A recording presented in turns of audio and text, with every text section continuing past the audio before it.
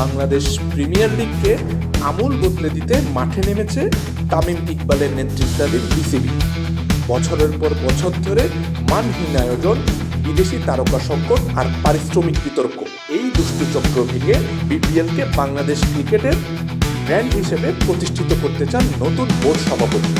এবার তাই শুধু আশ্বাস নয়, কাঠামোগত পরিবর্তনেই হাত দিয়েছে বিসিবি। বিসিবির সহসভাপতি ও বিপিএল গভর্নিং কাউন্সিলের চেয়ারম্যান ফাহিম সিনহা জানিয়েছেন, আইপিএল বা পিএসএল এর আদলে একটি পূর্ণাঙ্গ বিজনেস মডেল তৈরির কাজ চলছে।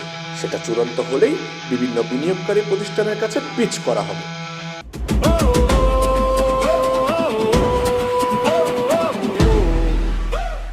নতুন কাঠামোয় আসছে বড় পরিবর্তন। ফ্র্যাঞ্চাইজি দেওয়া হবে 5 বছরের মেয়াদে, যাতে মালিকরা দীর্ঘমেয়াদী পরিকল্পনা করতে পারে।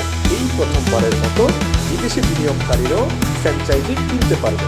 টুর্নামেন্টের মোট মুনাফার 30% ফ্র্যাঞ্চাইজিগুলোকে ফিরিয়ে দেওয়ার পরিকল্পনাও রয়েছে।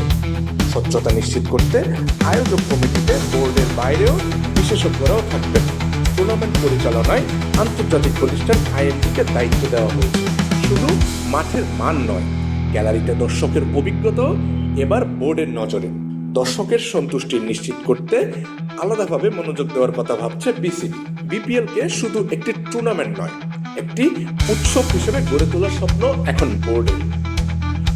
তবে সতর্কবার্তাও দিলেন ফাহিম, কমপক্ষে 5-6টা মানসম্পন্ন ফ্র্যাঞ্চাইজি না পেলে 1 বছরের জন্য আসর স্থগিত রাখার কথাও ভাবছে বোর্ড।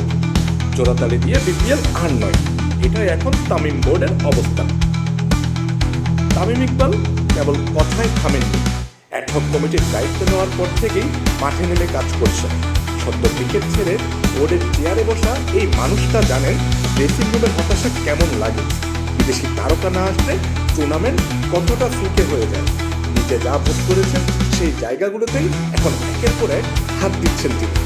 একজন ক্রিকেটার যখন বোর্ড চালান, তখন সমস্যার গভীরতা তিনি অন্যদের চেয়েও একটু বেশিই বোঝেন। বিপিএলকে বাংলাদেশ ক্রিকেটের ব্র্যান্ড বানানোর যে স্বপ্ন তামিম দেখাচ্ছেন, সেই স্বপ্নটা আমরাও একটু দেখতে চাই। খেলা 71।